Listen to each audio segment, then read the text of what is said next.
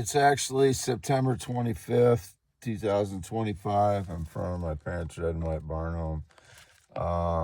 It's I don't know, around 12:31 a.m. I just woke up. I was just only asleep from about 11 p.m. to 12 p.m. in my vehicle here, my Ford Explorer. It's parked in front of their house. I try to vary my hours randomly away from half mile north of Fairbank on V68. This is going to be for youtube.com /@ symbol WADEALANHEIN. My mouth didn't want to work. youtube.com /@ symbol WADEALANHEINEMANMAN. 10.7-inch hands. Green eyes, now blue. There's my hand, arm, Epiphone Excellente. Cool up container my mom gave me the other day. Valuable stones over here underneath everything. And I put that karaoke speaker there to block the garage light so I could lay down. Anything to get that light out of my eyes. When I woke up, my iPad was on autoplay.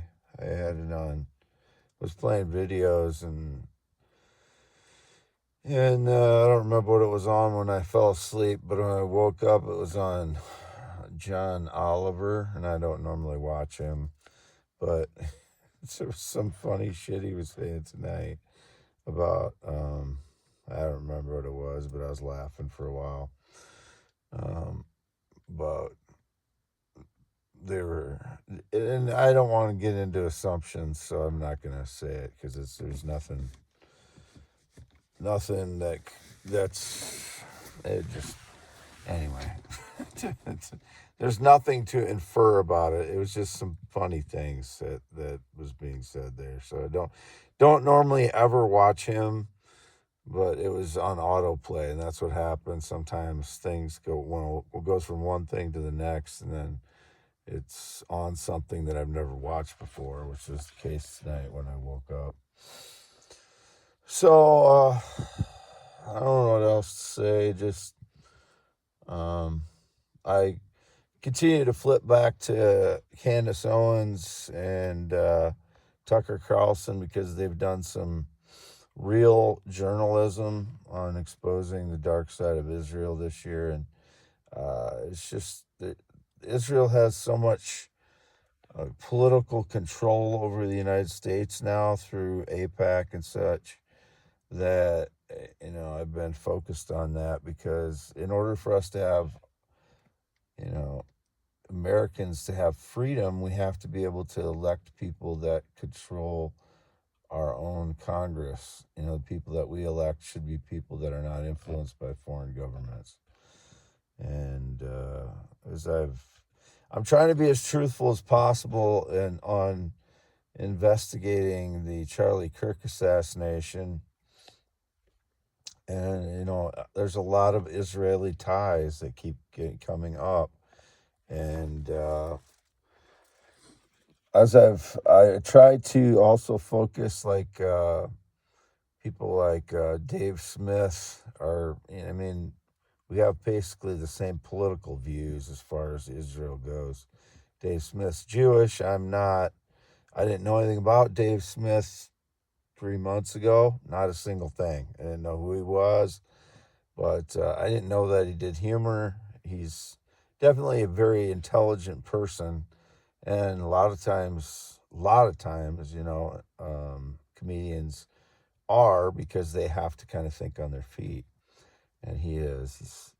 But all I know him by is his political commentary, which we're in that time now, those times now where it's just like crucial for our country to get out of this political stranglehold that Israel has us in with Benjamin Netanyahu. He's been around since the 1980s.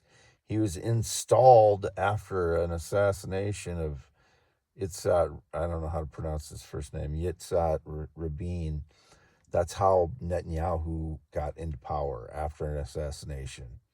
And he's been there ever since. And he's been talking about, involving the U.S. in foreign wars since the 80s. And, we need to get out of under his influence. And this is not a foreign country. This is not the United States of Israel. Israel is not a state of ours. I don't want us to adopt it as a state, because it's been a leech off of us, especially since 9/11, 2001, which I've noted over and over again. There seemed to be a lot of connections to back that time. So a lot of people from Israel got rich around that time. So it's just...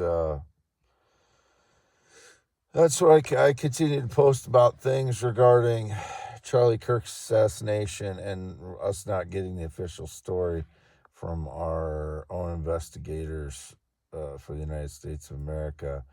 It definitely was not the murder weapon that we were presented with, and it all stems from there. When you don't have the right murder weapon, you're presented with ballistics that just...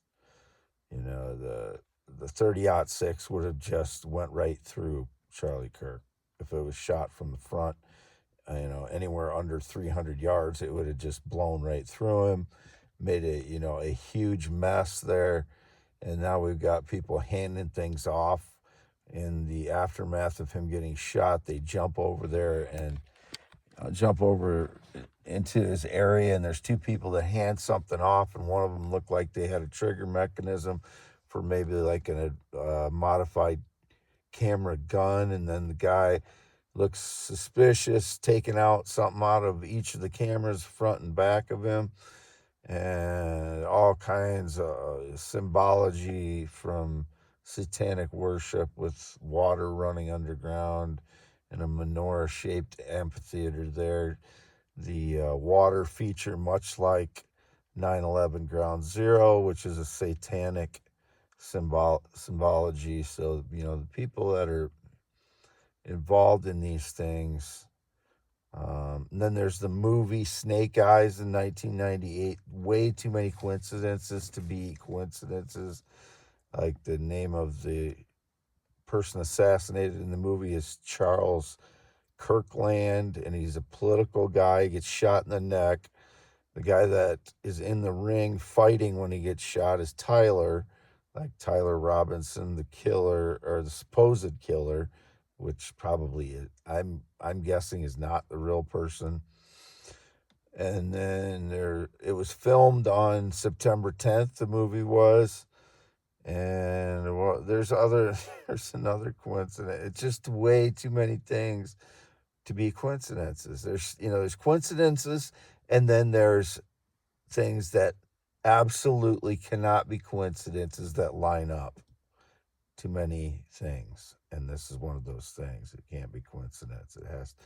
So the people that did this assassination had it in mind already, and it's scary when you think about how that happens, but that's where we're at with it, and none of the facts are good enough. And Candace Owens is going a different direction with her investigation than I am. I've already pretty much decided that there's a shot from Charlie Kirk's right and slightly behind him. I believe I know where it came from, but his body is carried violently left to his left. There is a high-powered rifle that hits him from the right side and knocks him that direction. There's nothing that will change my mind on that. That, to me, is what happened. An entrance wound, you might not be able to see it on a video because it's going to be small, the perforation, and then there could be not much blood coming in. If you shoot him from the right, and most of the camera angles are from the back or front, or if you shoot him right close to his neckline of his shirt, you might not see where that entrance wound is. But he's carried to the left, and that is the big piece of information you take away from a high-powered rifle shot. that would come out to his, where, on the neck and his front. But that's because the angle of the shot from the right into the back, that's the exit wound.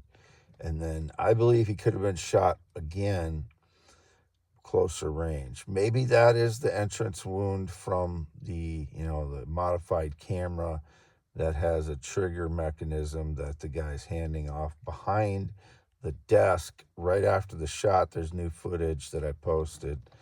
That is one of my most recent posts on x.com/WADES2ND. There's a video that shows the guy that looks like he's pulling on his shirt during the shot. Right when he is shot, it looks like he's pulling on his shirt sleeve, and then he runs behind right where he was shot, and he hands something off to a guy.